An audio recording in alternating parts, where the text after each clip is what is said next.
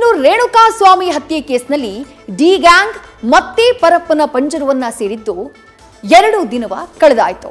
ಆದ್ರೆ ಈಗ ಜೈಲು ಹಕ್ಕಿಯಾಗಿರುವಂತಹ ಕೊಲೆ ಆರೋಪಿ ದರ್ಶನ್ ಪರಪ್ಪನ ಪಂಜರದಿಂದ ಮತ್ತೆ ಹಾರಿ ಹೋಗುವಂತಹ ಸಾಧ್ಯತೆ ಇದೆ. ಬಟ್ ಮನೆಗಲ್ಲ, ಕಳೆದ ವರ್ಷ ವನವಾಸ ಅನುಭವಿಸಿದ್ದಂತಹ ಅದೇ ಬಳ್ಳಾರಿಯ ಕಾರಾಗೃಹಕ್ಕೆ.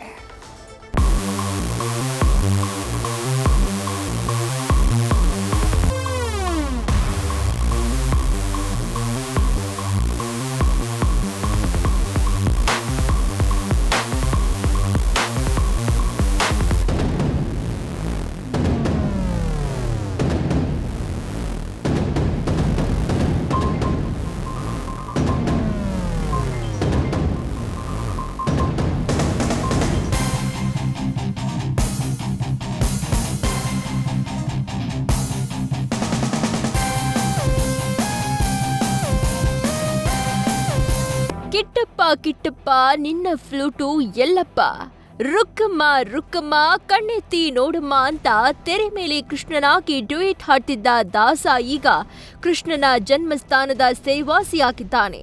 ಕೃಷ್ಣ ಜನ್ಮಾಷ್ಟಮಿಗೂ 2 ದಿನ ಮೊದಲೇ ಕೊಲೆ ಆರೋಪಿ ನಟ ದರ್ಶನ್ ಮತ್ತೊಮ್ಮೆ ಶ್ರೀಕೃಷ್ಣನ ಜನ್ಮಸ್ಥಾನಕ್ಕೆ ಸೇರಿದ್ದಾರೆ.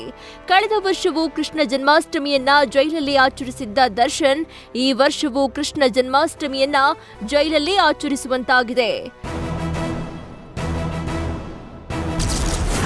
ದರ್ಶನ್ನ ಮತ್ತೆ ಬಳ್ಳಾರಿ ಜೈಲಿಗೆ ಶಿಫ್ಟ್ ಮಾಡಲು ಪ್ಲಾನ್. ಕೋರ್ಟ್ಗೆ ಅರ್ಜಿ ಸಲ್ಲಿಸಲು ಜೈಲಾಧಿಕಾರಿಗಳ ಚಿಂತನೆ.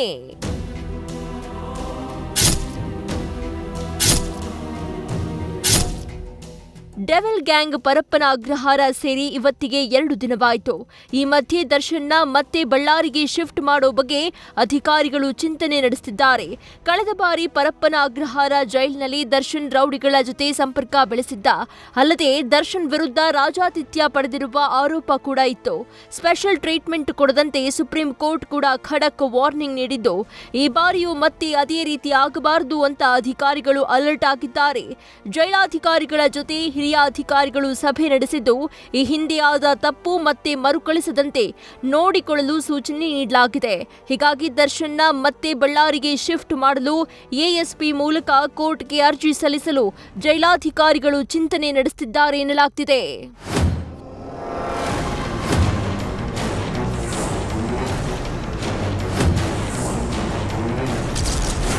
ಜೈಲಿಗೆ ಹೋದ ಬಳಿಕ ಪತ್ನಿ ಮೊದಲ ಪೋಸ್ಟ್.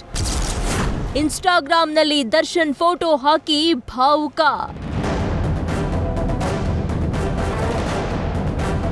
ಕಳೆದ ಬಾರಿ ಜೈಲು ಸೇರಿದ್ದ ಪತಿಯನ್ನ ಹೊರ ಕರೆದುಕೊಂಡು ಬರಲು ಶಕ್ತಿಯಾಗಿ ಜೊತೆಗೆ ನಿಂತಿದ್ದು ಪತ್ನಿ ವಿಜಯಲಕ್ಷ್ಮಿ. ದೇವಾಲಯಗಳನ್ನ ಸುತ್ತಿ ಪೂಜೆಗಳನ್ನ ಮಾಡಿ ಅಂತೂ ಬೇಲ್ ಪಡೆಯುವಲ್ಲಿ ಯಶಸ್ವಿಯಾಗಿದ್ರು. ಆದರೆ 9 ತಿಂಗಳ ಬಳಿಕ ಮತ್ತೆ ಪತಿ ದರ್ಶನ್ ಜೈಲು ಪಾಲಾಗಿದ್ದು ವಿಜಯಲಕ್ಷ್ಮಿಗೆ ಮತ್ತೆ ಹೃದಯ ಒಡೆದು ಹೋಗಿದೆ. ದರ್ಶನ್ ಜೈಲಿಗೆ ಹೋದ 2 ದಿನಗಳ ಬಳಿಕ ವಿಜಯಲಕ್ಷ್ಮಿ ಮೊದಲ ಪೋಸ್ಟ್ ಹಾಕಿದ್ದಾರೆ. ಇನ್ಸ್ಟಾಗ್ರಾಂನಲ್ಲಿ ಏಕಾಂಗಿಯಾಗಿ ದರ್ಶನ್ ನಿಂತುಕೊಂಡಿದ್ದ ಫೋಟೋ ಶೇರ್ ಮಾಡಿ ಒಡೆದ ಹೃದಯದ ಸಿಂಬಲ್ ಹಾಕಿ ಭಾವುಕರಾಗಿದ್ದಾರೆ. ಒಟ್ನಲ್ಲಿ ದರ್ಶನ್ಗೆ ಹಬ್ಬದ ಋಣವಿಲ್ಲ ಅನಿಸುತ್ತೆ. ಕಳೆದ ವರ್ಷವೂ ಗೌರಿ ಗಣೇಶ ಹಬ್ಬದಂದು ದಾಸ ಜೈಲಲ್ಲಿದ್ರು. ಈ ವರ್ಷ ಕೂಡ ಹಬ್ಬ ವಾರವಿದ್ದಂತೆ ಮತ್ತೆ ಜೈಲು ಪಾಲಾಗಿದ್ದಾರೆ. Sattar, news first, Bengaluru. News first ನಿರ್ಭೀತಿಯಿಂದ ನಿಮ್ಮ ಪರವಾಗಿ.